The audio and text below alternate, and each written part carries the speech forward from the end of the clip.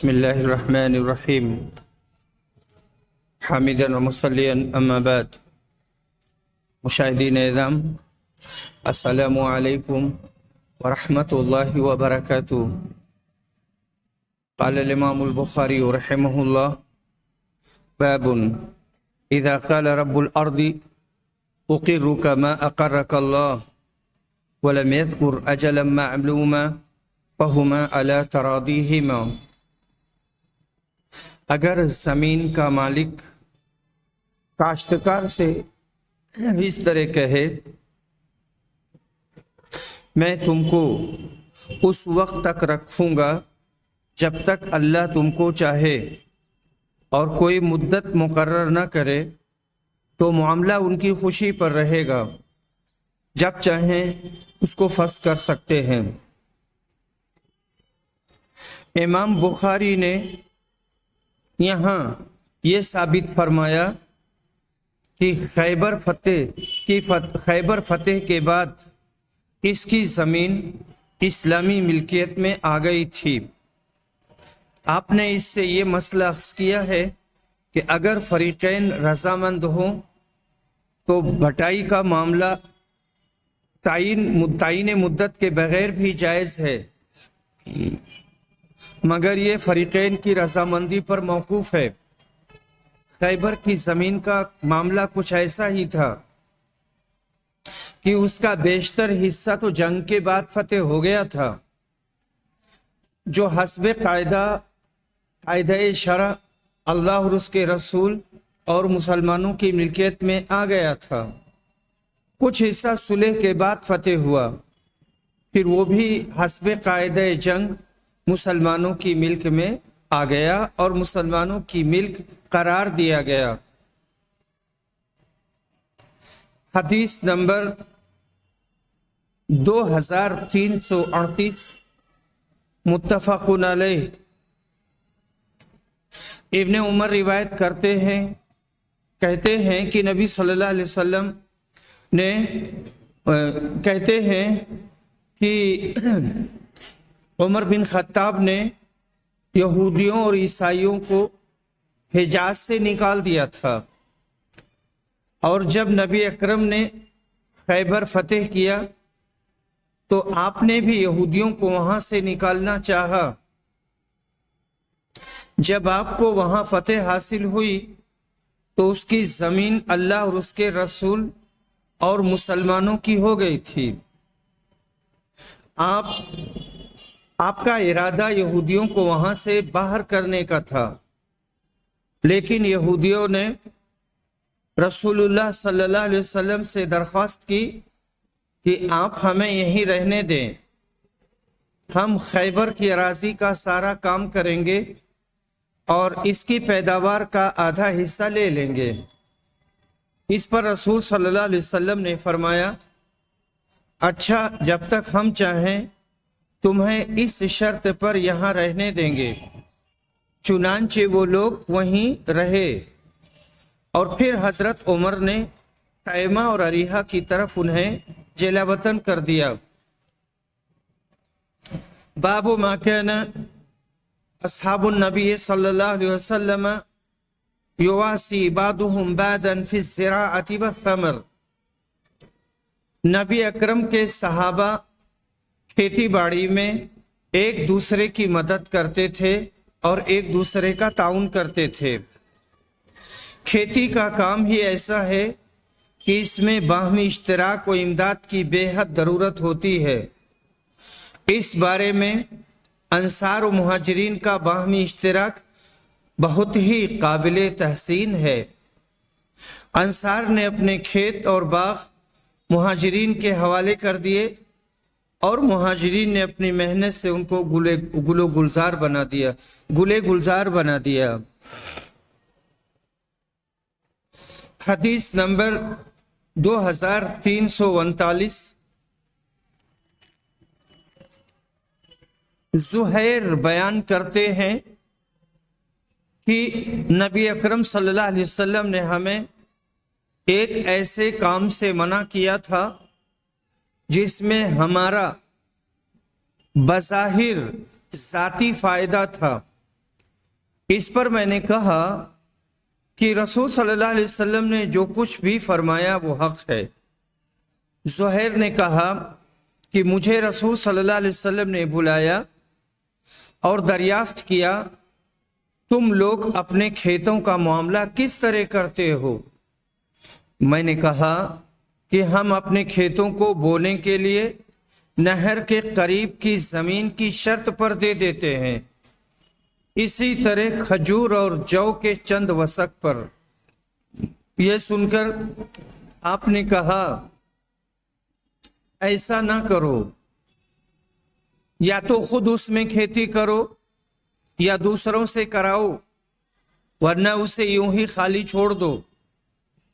Rafe ने बयान किया कि मैंने कहा, आपका ये फरमान मैंने सुना और मैंने मान लिया। रिवायतों में लफ्ज अलर रुब की बजाय अलर रबी आया है। अरबिया इसी की जमा है। रबी नाली को कहते हैं और बास रिवायतों में अलर रुब है, जैसा कि यहाँ मज़कूर है चौथाई पैदावार पर। लेकिन हाफिज इब्न हजर ने कहा सही अलर रबी है, और मतलब यह है कि वो ज़मीन का किराया ये ठहराते कि नालियों पर जो पैदावार हो वो तो ज़मीन वाला लेगा और बाकी पैदावार मेहनत करने वाले की होगी। इस पर नबी सल्लल्लाहु अलैहि वसल्लम ने कहा कि ऐसा ना करो, या तो खुद खेती करो या कराओ या उसे खाली पड़ा रहने दो, या काश्त के लिए अपने किसी किसान भाई को बख्श दो, दे दो। जमीन का कोई खास किता खेत वाला अपने लिए मखसूस कर ले या ऐसा करने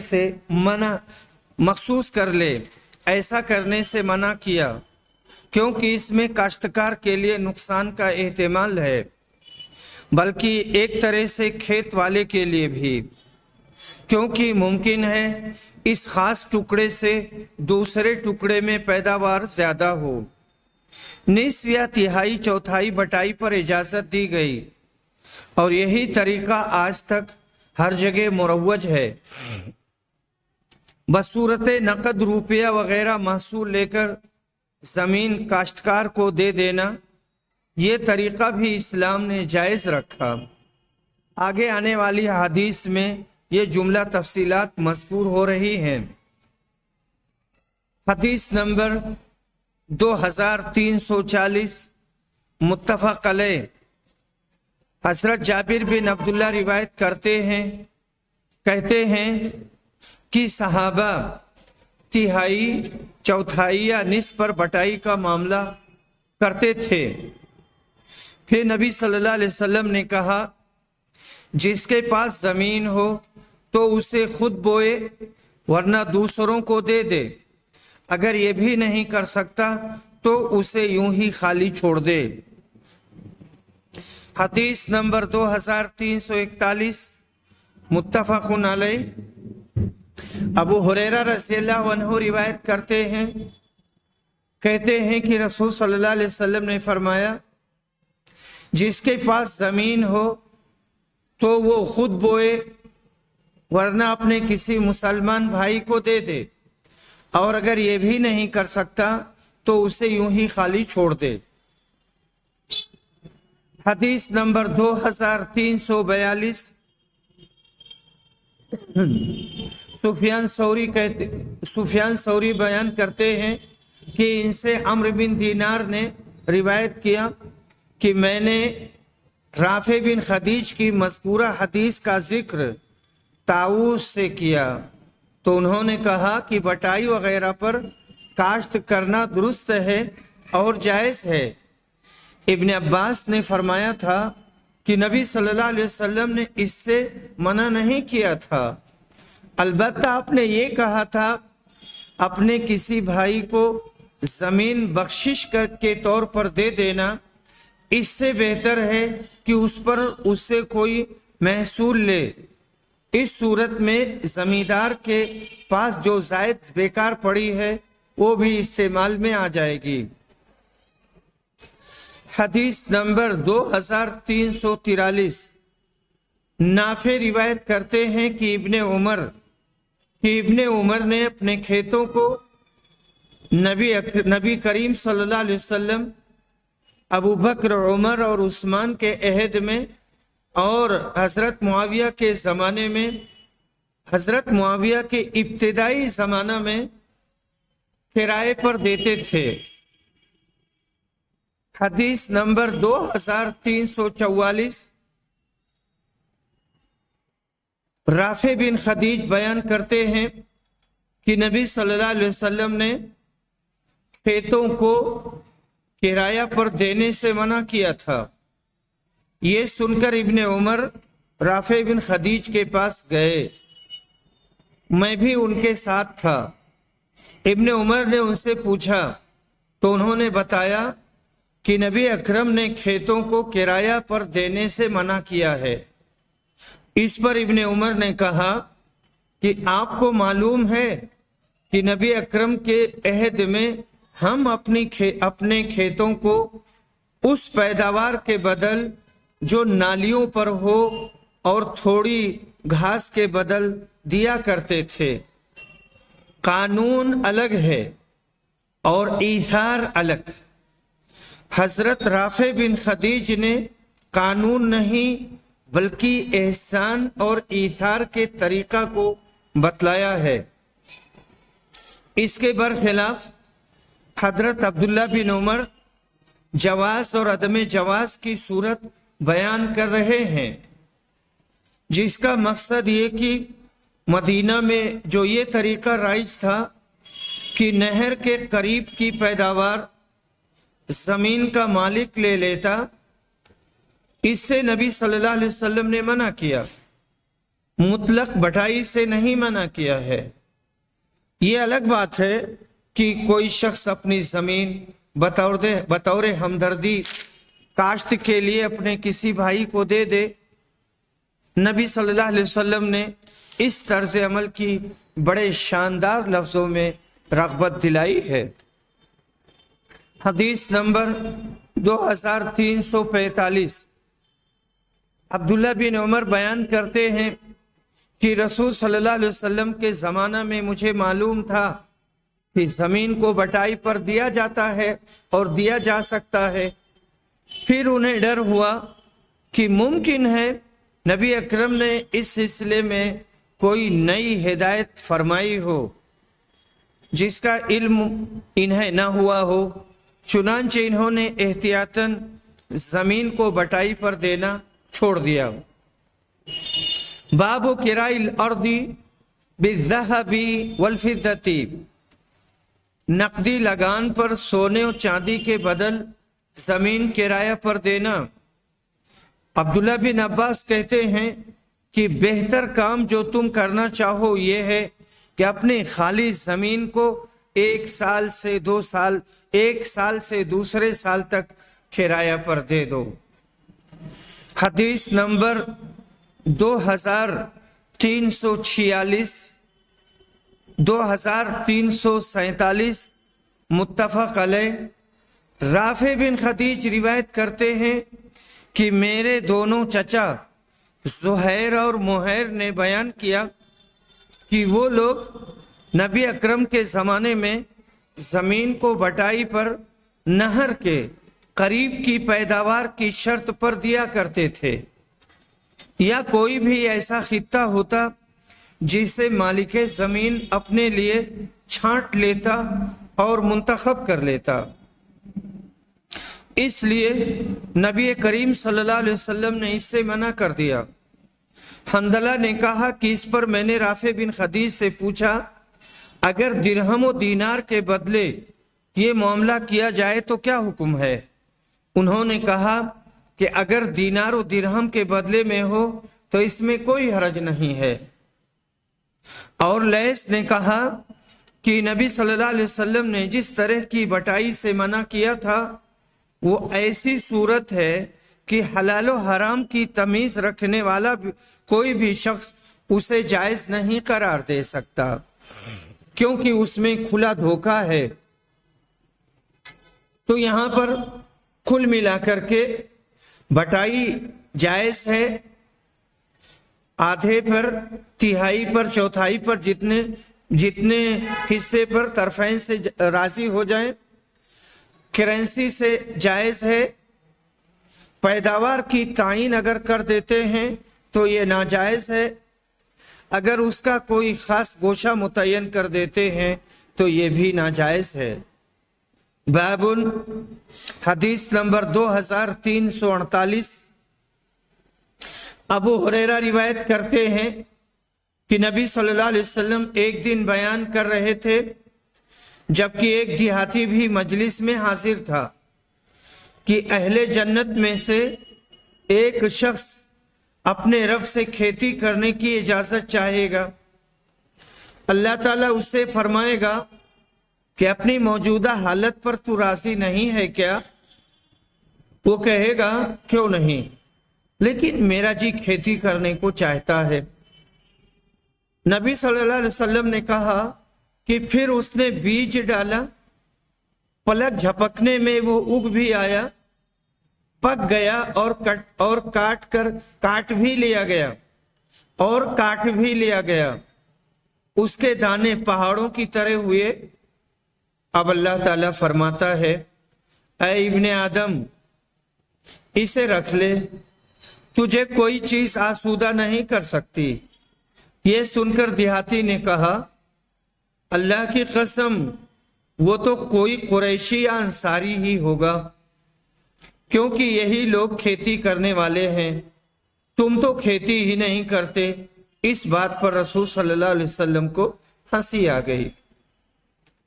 حقیقت میں آدمی ایسا ہی حریص ہے، کتنی بھی دولت اور راحت ہو وہ اس پر قناعت نہیں کرتا، زیادہ طلبی اس کے خمیر میں ہے۔ اسی طرح تلون مزاجی، حالانکہ جنت میں سب کچھ موجود ہوگا پھر بھی کچھ لوگ کھیتی کی خواہش کریں گے، اللہ پاک اپنے فضل سے ان کی خواہش بھی پوری کر دے گا۔ باب ما جاء فی الغرس، درخت بونے کا بیان، پیڑ لگانے کا مسئلہ۔ حدیث نمبر 2349، سہل بن سعد روایت کرتے ہیں کہ جمعہ کے دن ہمیں خوشی ہوتی تھی کہ ہماری ایک بوڑھی عورت تھی جو اس چقندر کو اکھاڑ لاتی جسے ہم اپنے باغ کی مڈیروں پر بو دیا کرتے تھے، وہ ان کو اپنی ہانڈی میں پکاتی اور اس میں تھوڑے سے جو بھی ڈال دیتی۔ ابو حاسم نے کہا میں نہیں جانتا ہوں کہ سہل نے یوں کہا نہ اس میں چربی ہوتی نہ چکنائی۔ پھر جب ہم جمعہ کی نماز پڑھ لیتے تو ان کی خدمت میں حاضر ہوتے، وہ اپنا پکوان ہمارے سامنے کر دیتی اور اس لیے ہمیں جمعہ کے دن کی خوشی ہوتی تھی۔ ہم دوپہر کا کھانا اور قیلولہ جمعہ کے بعد ہی کیا کرتے تھے۔ صحابہ کرام کا اپنے باغوں کی مڈیروں پر چقندر لگانا مذکور ہے، اسی سے باب کا مضمون ثابت ہوا۔ نیز اس بوڑھی اماں کا جذبہ خدمت قابل صدرشک ہے، یہ بھی ثابت ہوا، جو اصحاب رسول صلی اللہ علیہ وسلم کی ضیافت کے لیے اتنا اہتمام کرتی اور ہر جمعہ کو اصحاب رسول صلی اللہ علیہ وسلم کو اپنے ہاں مدعو فرماتی تھی۔ چقندر اور جو ہر دو کا مخلوط و دلیہ جو تیار ہوتا، اس کی لذت اور لطافت کا کیا کہنا۔ بہرحال حدیث سے بہت سے مسائل کا استنباط ہوتا ہے، یہ بھی کہ جمعہ کے دن مسنون ہے کہ دوپہر کا کھانا اور قیلولہ جمعہ کی نماز کے بعد کیا جائے۔ خواتین کا بوقت ضرورت اپنے کھیتوں پر جانا بھی ثابت ہوا، مگر پردہ شرعی ضروری ہے۔ حدیث نمبر 2350، ابو ہریرہ رضی اللہ عنہ روایت کرتے ہیں کہ حالانکہ مجھے بھی اللہ سے ملنا ہے، میں غلط بیانی کیسے کر سکتا ہوں؟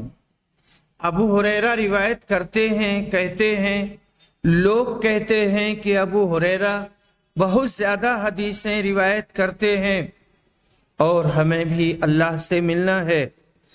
مہاجرین اور انصار آخر اس کی طرح کیوں احادیث بیان نہیں کرتے؟ بات یہ ہے کہ میرے بھائی مہاجرین بازاروں میں خرید و فروخت میں مشغول رہتے تھے اور میرے بھائی انصار کو ان کی جائیداد یعنی کھیتی کھلیان باغات مشغول رکھا کرتی تھی، اسی میں مصروف رہتے تھے۔ صرف میں ایک مسکین آدمی تھا۔ پیٹ بھر لینے کے بعد میں رسول اللہ صلی اللہ علیہ وسلم کی خدمت ہی میں برابر حاضر رہا کرتا۔ جب یہ سب حضرات غیر حاضر رہتے تو میں وہاں موجود ہوتا تھا، اس لیے جن احادیث کو یہ یاد نہیں کر سکتے تھے میں انہیں یاد رکھتا تھا۔ اور ایک دن نبی صلی اللہ علیہ وسلم نے فرمایا، تم میں سے جو شخص بھی اپنے کپڑے کو میری اس تقریر کے ختم ہونے تک پھیلائے رکھے، پھر تقریر ختم ہونے پر اسے اپنے سینے سے لگا لے تو وہ میری احادیث کو کبھی نہیں بھولے گا۔ میں نے اپنی کملی کو پھیلا دیا جس کے سوا میرے بدن پر اور کوئی کپڑا نہیں تھا۔ جب حضرت صلی اللہ علیہ وسلم نے اپنی تقریر ختم فرمائی تو میں نے وہ چادر اپنے سینے سے لگا لی۔ اس ذات کی قسم جس نے آپ کو حق کے ساتھ نبی بنا کر مبعوث کیا ہے، پھر آج تک میں آپ کے اسی ارشاد کی وجہ سے آپ کی کوئی حدیث نہیں بھولا۔ اللہ گواہ ہے کہ اگر قرآن کی 2 آیتیں نہ ہوتی تو میں تم سے کوئی حدیث کبھی نہ بیان کرتا۔ وہ آیت یہ ہے، ان الذین یکتمون ما انزلنا من البینات سے اللہ تعالیٰ کے اس ارشاد تک، جس میں اس دین کے چھپانے والے پر جسے اللہ نے نبی اکرم صلی اللہ علیہ وسلم کے ذریعہ دنیا میں بھیجا ہے، سخت لعنت کی گئی ہے۔ یہ اس کے بعد میں دیکھیں مدینہ کے انصار کھیتی باڑی کا کام کرتے تھے، ان کے پاس باغ تھا اور کھیتی تھی، اور کھیتی اور باغبانی کو ذریعہ معاش بنانا معیوب نہیں ہے بلکہ باعث اجر و ثواب ہے۔ اس کے بعد یہاں سے ہمارا نیا مسئلہ شروع ہوتا ہے اور وہ ہے مساقات۔ بسم اللہ الرحمن الرحیم۔ کتاب المساقات، کھیتوں اور باغوں کو پانی پلانے کا بیان۔ مساقات در حقیقت مزارعات کی ایک قسم ہے۔ اصل میں یہ کھیتوں اور باغوں کو پانی پلانا، یہ ترجمہ بابن فی الشرب کا ہے۔ یہاں ہونا چاہیے مساقات کے مسائل کا بیان۔ مساقات در حقیقت مزارعات کی ایک قسم ہے۔ فرق یہ ہے کہ مزارعات زمین میں ہوتی ہے اور مساقات درختوں میں، یعنی ایک شخص کے درخت ہوں، وہ دوسرے سے یوں کہے تم ان کو پانی دیا کرو، ان کی خدمت کرتے رہو، پیداوار ہم تم بانٹ لیں گے۔ مساقات سقا سے مشتق ہے جس کے معنی سیراب کرنا۔ اصطلاح میں یہی کہ باغ یا کھیت کا مالک اپنا باغ یا کھیت اس شرط پر کسی کو دے دے کہ اس کی آبپاشی اور محنت اس کے ذمہ ہوگی اور پیداوار میں دونوں شریک رہیں گے۔ بابن فی الشرب، کھیتوں اور باغوں کے لیے پانی میں سے اپنا حصہ لینا۔ اور اللہ تعالیٰ کے اس فرمان کا بیان، اور ہم نے پانی سے ہر چیز کو زندہ کیا، اب بھی تم ایمان نہیں لاتے؟ اور اللہ کے اس فرمان کا بیان، دیکھا تم نے اس پانی کو جس کو تم پیتے ہو، کیا تم نے بادلوں سے اسے اتارا ہے یا اس کے اتارنے والے ہم ہیں؟ ہم اگر چاہتے تو اس کو کھاری بنا دیتے، پھر بھی تم شکر ادا نہیں کرتے۔ اور جو کہتا ہے پانی کا حصہ خیرات کرنا اور ہبہ کرنا اور اس کی وصیت کرنا جائز ہے، وہ پانی بٹا ہوا ہو یا بن بٹا ہوا، یہ جائز اور صحیح ہے۔ یہاں پر کچھ الفاظ کی تشریح کی گئی ہے۔ سجاج، سجاج کے معنی ہوتے ہیں موسلا دھار بارش، المزن بادل، اجاج کھارا پانی، فراتن میٹھا پانی۔ اور حضرت عثمان رضی اللہ عنہ نے بیان کیا کہ رسول صلی اللہ علیہ وسلم نے فرمایا، کوئی ہے جو بیر روما کو خرید لے اور اپنا ڈول اس میں اسی طرح ڈالے جس طرح اور مسلمان ڈالیں، اس کا مطلب ہے اسے وقف کر دے۔ حضرت عثمان رضی اللہ عنہ نے اسے خرید لیا، خرید کر وقف کر دیا۔ بیر روما مدینہ میں ایک کنواں تھا۔ بیر روما مدینہ کا ایک مشہور کنواں تھا جو یہودی کی ملکیت تھی۔ مسلمان اس سے خرید کر پانی استعمال کیا کرتے تھے۔ اس پر رسول صلی اللہ علیہ وسلم نے اسے خریدنے اور عام مسلمانوں کے لیے وقف کر دینے کی ترغیب دلائی، جس پر حضرت عثمان نے اسے خرید کر مسلمانوں کے لیے وقف کر دیا۔ کنواں، نہر، تالاب وغیرہ پانی کے ذخائر کسی بھی فرد کی ملکیت میں آ سکتے ہیں، اس لیے اسلام نے ان سب کی خرید و فروخت، ہبہ اور وصیت کو جائز رکھا ہے۔ حضرت عثمان غنی رضی اللہ عنہ کا یہ کنواں الحمدللہ آج بھی موجود ہے۔ حکومت سعودیہ نے اس پر ایک بہترین فارم قائم کیا ہوا ہے اور مشینوں سے یہاں آب پاشی کی جاتی ہے۔ حدیث نمبر 2351 متفقن علیہ۔ سہل بن سعد روایت کرتے ہیں، کہتے ہیں کہ نبی صلی اللہ علیہ وسلم کی خدمت میں دودھ اور پانی کا پیالہ لایا گیا اور پیش کیا گیا۔ آپ نے اس کو پیا۔ آپ کی دائیں طرف ایک نوعمر لڑکا بیٹھا ہوا تھا اور کچھ بڑے بوڑھے لوگ بائیں طرف بیٹھے تھے۔ آپ نے کہا، لڑکے کیا تو اجازت دے گا کہ میں پہلے یہ پیالہ بڑوں کو دے دوں؟ اس نے کہا، اللہ کے رسول، میں تو آپ کے جھوٹے میں سے اپنے حصہ کو اپنے سوا کسی کو نہیں دے سکتا، یعنی میں ہی پیوں گا، میں دوسرے کو نہیں دوں گا۔ چنانچہ آپ نے وہ پیالہ پہلے اسی کو دے دیا۔ یہ نوعمر لڑکے حضرت عبداللہ بن عباس تھے اور اتفاق سے یہ اس وقت مجلس میں دائیں جانب بیٹھے ہوئے تھے۔ دیگر شیوخ اور بزرگ لوگ بائیں جانب تھے۔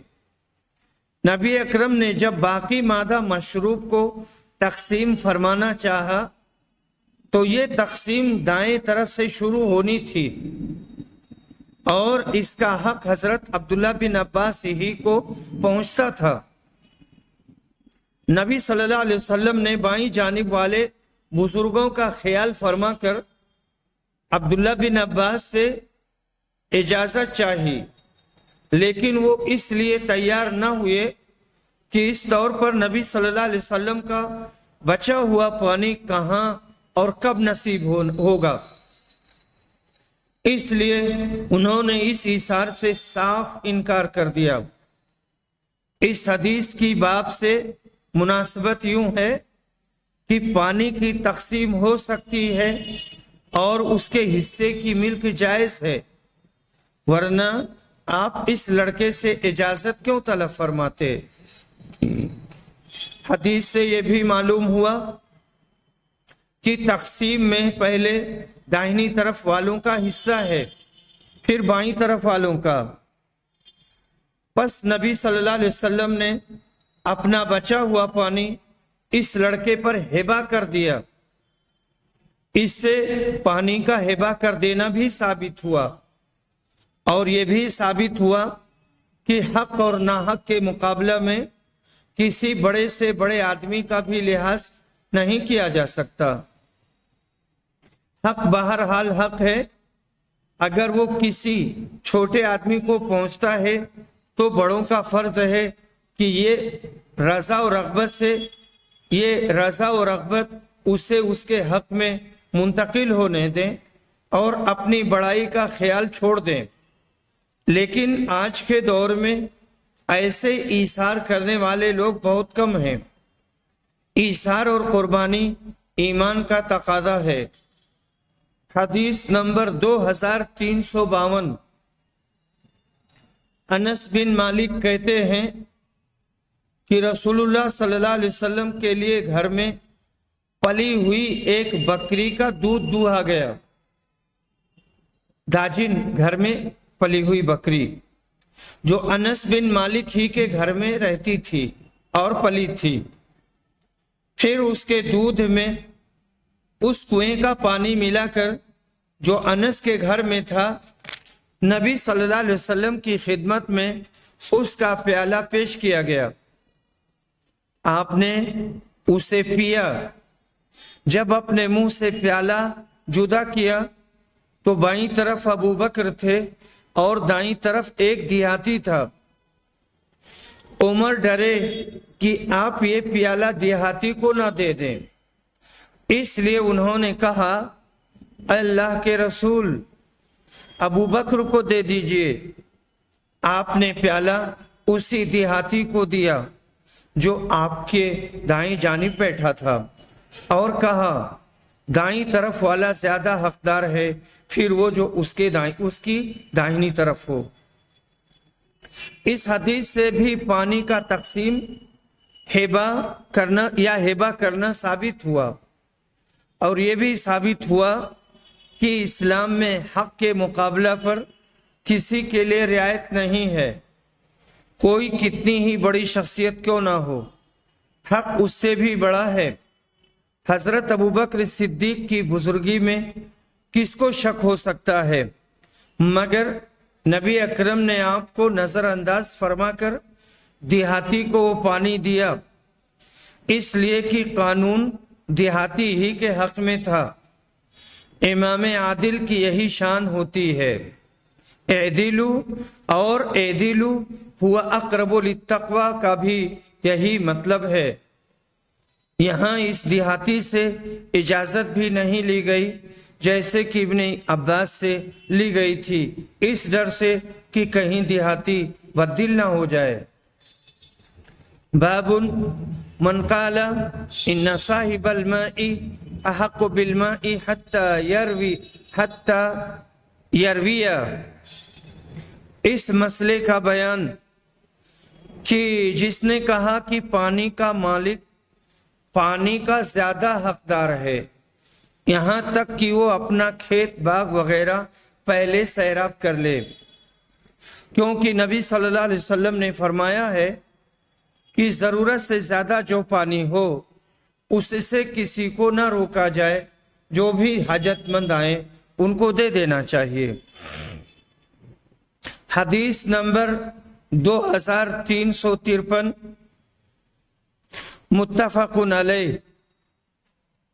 ابو ہریرہ روایت کرتے ہیں کہ رسول صلی اللہ علیہ وسلم نے فرمایا، بچے ہوئے پانی سے کسی کو اس لیے نہ روکا جائے کہ اس طرح جو ضرورت سے زیادہ گھاس ہو وہ بھی رک رہے اور بچ رہے۔ وآخر دعوانا ان الحمد للہ رب العالمین۔